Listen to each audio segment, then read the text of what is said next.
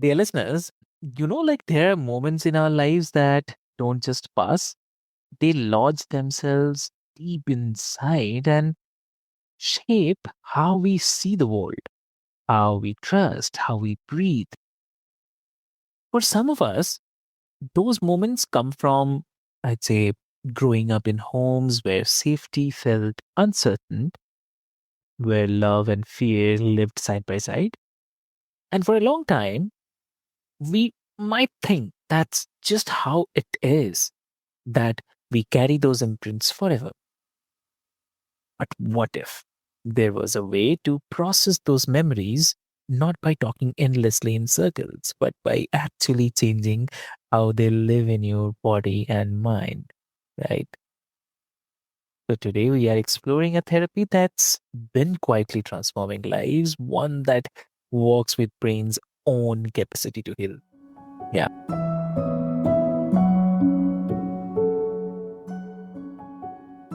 So, dear listeners, I'm your host Avik, and you are listening Healthy Mind, Healthy Life. This is where we talk about mental health in real, practical terms. No jargon, no quick fixes, just honest conversations about what it takes to feel a little more whole. And today I'm sitting down with someone who knows firsthand, like, what it means to grow up in a turbulent household and find a path toward healing. That so today we have a very lovely guest with us today. Please welcome Molly Orchid. So welcome to the show. Thank you so much for having me, Avik. It's great to be here. Amazing, amazing, Molly. I mean, dear listeners, before we delve deep into the discussion, I'll quickly love to introduce it. Molly Orchard. So she she's here to talk about the EMDR therapy, what it is, how it works, and why she believes that it has the power to change lives in ways traditional talk therapy sometimes cannot.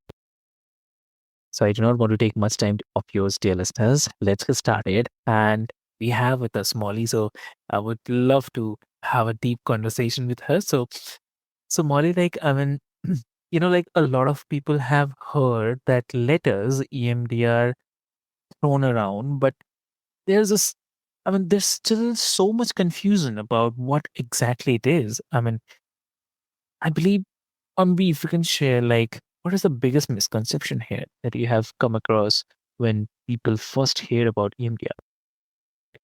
That's such a great question. And it's actually why I released this podcast that we're going to talk a little bit about today. EMDR stands for eye movement desensitization and reprocessing therapy, which is a mouthful. It's actually a lot more simple than it sounds. This type of therapy integrates both physical eye movements or tapping, bilateral stimulation, and discussing or thinking about traumatic memories. And it's been designed to really mimic REM sleep, rapid eye movement sleep. So it's something that our body already naturally does every night. Hmm, that's interesting. Yeah. And yeah, and so also here I would love to ask about, like, so suppose when someone hears that it involves eye movements and or maybe the bilateral stimulations. So what is actually, or I mean, their first reaction? I mean, what's their first reaction? Like, how do you help them understand that this is not something strange, but Mm. it's actually rooted in how the brain processes trauma? Yeah. So, what's so great and interesting about EMDR is that it's not a painful experience. Your eyes should never hurt, or the tapping, it should never hurt. And a lot of times when somebody is experiencing EMDR, doing this type of therapy, Mm. they're so surprised actually by how quickly memories become less distressing. So, really, I mean, first off, it's important that you have a really good therapist, a good EMDR therapist, you have to have the foundation of trust and safety with the person that you're working with.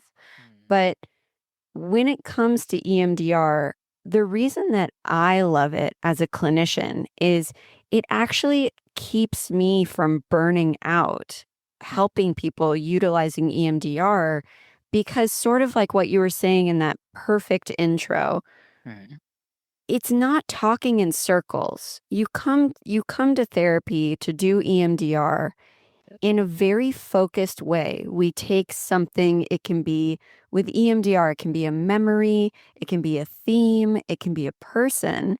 It really can be anything that you want to process that day. And we take that individual thing and just focus on that. And usually from the beginning of the session until the end of the session, most of the time, that person leaves their therapy session and they don't feel distressed around the target anymore. So I explained this to a friend the other day. I said, EMDR is the closest scientific thing we have to magic. That's the way that I describe it because it's such a powerful and influential type of therapy. Mhm. Exactly. Yeah. I mean, it's really, and I think it's so important because when something sounds unfamiliar, we tend to kind of assume that it's not for us. Right. And right, and but if you can understand that EMDR is really about helping the brain, like I mean, the brain do what it's already trying to do, process and file away difficult memories, it actually starts to make a lot more sense. So Yes. yeah, I agree with that. So and so you also mentioned that growing up in a turbulent household, like without going into more than like I mean, than you are comfortable with, and so if you can share like what that environment does to you as a young mind and how those early experiences actually shape the patterns that you found yourself stuck in later. Absolutely. I think that, something that's really important to me is humility. It's just showing up with real honesty. And I always describe myself as like the people's therapist. I'm not like an armchair therapist that asks you over and over again how you feel about something. I'm somebody whose life I really credit EMDR to profoundly changing my life. So as I have told you, I grew up in a turbulent household. There were drugs around me, physical violence, emotional violence, you name it.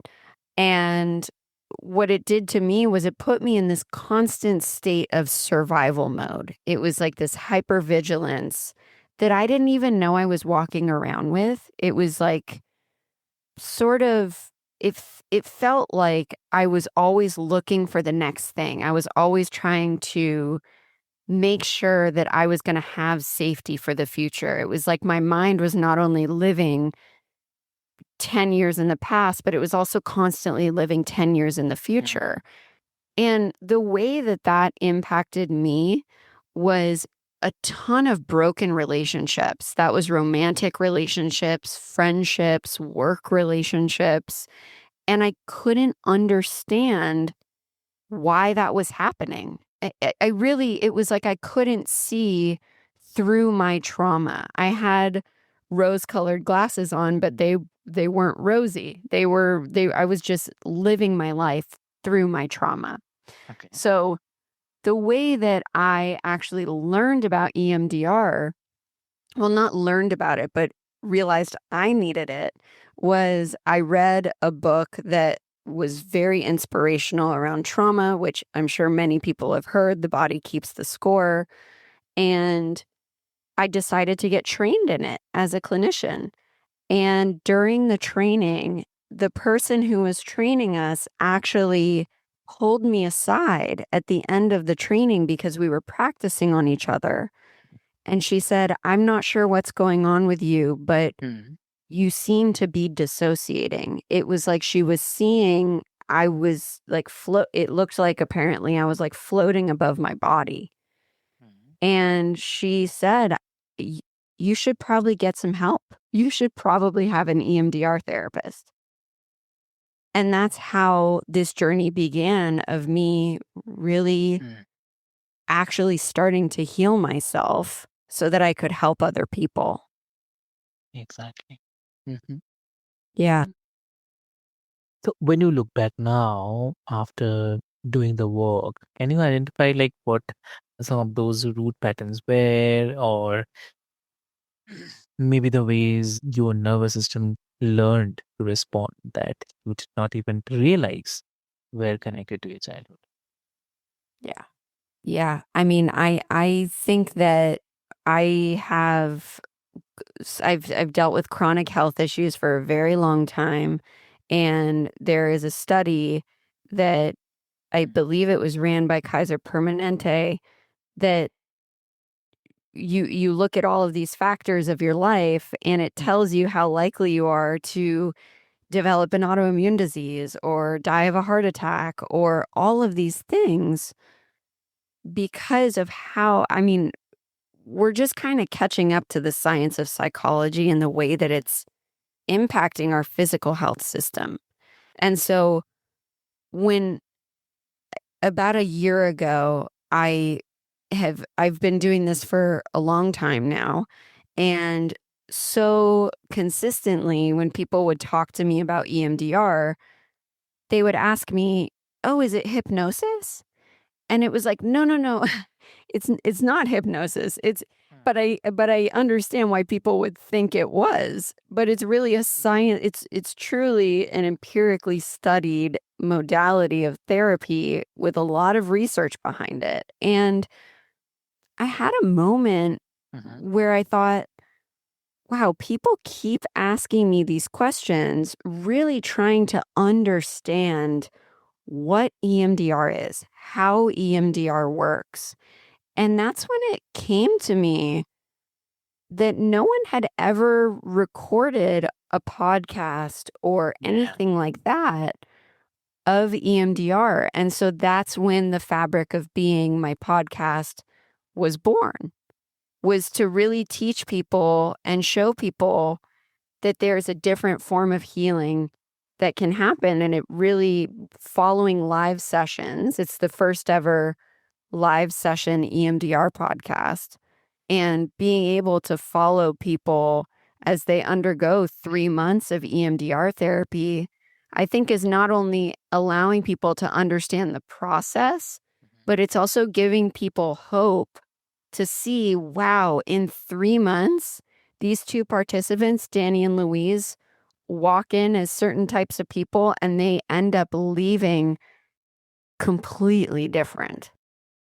Wow. Yeah.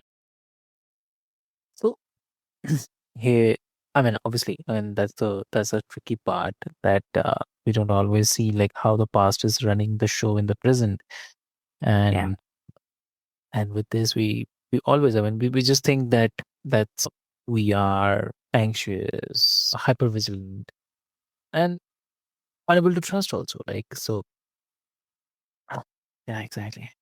So for someone who's never done EMDR, I mean, it can be hard to picture what it actually looks like in practice, right? So if you can just walk us through what a session feels like, not the clinical terms, but in the human ways, like what's happening in the room and all. So if you can share. Yeah. And just so you know, my part of my whole spiel about not being an armchair therapist is this doesn't have to be complicated. I don't need to explain this as if I'm a doctor or in some clinical way that makes me seem smarter than everyone else in the room. This is for the people. This is a human therapy that every human is available to understand and really wrap their heads around. It's not that complicated. Yep. So I'm glad you're asking this question Mhm. because it's a little complicated, and I'm going to try to explain in very simple terms why that is. Mm. With EMDR therapy, You can utilize eye movements going from left to right. You can also utilize sound left to right. Excuse me. Yeah. And you can utilize tapping left to right. So the whole point of EMDR is stimulating the left and right part of your brain in whatever way seems possible, or however your therapist is utilizing it. So for me, I love eye movements. It's just it also is how the way Francine Shapiro is the person who invented EMDR, and she was working with veterans and also moving through a divorce herself. And she actually realized she was taking these walks, I believe, through Central Park. And she was noticing that the left and right stimulation of her feet and looking left and right on her walk, towards the end of her walks, she was feeling less bothered by her separation or her divorce that she was moving through at the time. And she decided actually to put that into practice because she was working with these veterans. And she said, well, something's working on these walks for me, whether it's the left right stimulation of my feet or the left right of my eyes looking back and forth as I think about this thing that's distressing me. And that's how EMDR was created. So back to your question, you can mimic left and right stimulation in a lot of different ways. I mean, you can even, if you're feeling bothered in the car, for example, you can tap left and right on your steering wheel and it will help you process through things quicker. So for me, I utilize typically eye movements. And if somebody is really heightened, really stressed out, I will also have them tap on their thighs with the left and right movement of their eyes just to try to keep them in their body. Does that make sense? Makes sense. Yeah. So the way that a session happens, and again, you can hear this on my podcast, you can hear these sessions happen live, is I ask a series of questions and then I use a rating scale, 0 to 10. How much does this thing bother you? And that's really the gauge for me to know as we're moving through the eye movements if what we're doing is working. Because I will have somebody go back to what was bothering them and ask them again, 0 to 10, how much does this bother you? And 98% of the time, everyone responds that it's gone down. So someone can come in with something at a 9 of how much it's bothering them. And even just halfway through the session, oftentimes that can be cut down into a 4. It can really, really lose its distressing nature. It diminishes the vividness of the emotional charge, if that makes sense. Makes sense. Definitely. Yeah. Wow. Thank you so much, Back. Yeah. Powerful stuff. Yeah. Exactly. I mean, it's really, really helpful for the listeners, I believe, today. So Molly, like, I know time is constrained, but still, I'd quickly love to ask you if you have to give one advice to the listeners today, what that will be? Oh, that's such a hard question. Advice for the listeners. Yeah. Never stop being curious. Because the moment you stop being curious, you stop believing that things can get better. Exactly. Wow. And if the listeners wants to connect with you, how they can connect? You can find me on Instagram. You can find my podcast on Instagram. It's it's Fabric of Being Podcast, or my personal therapy account, which is Molly Orchard, ORCHARD _. And that is also on TikTok, that one.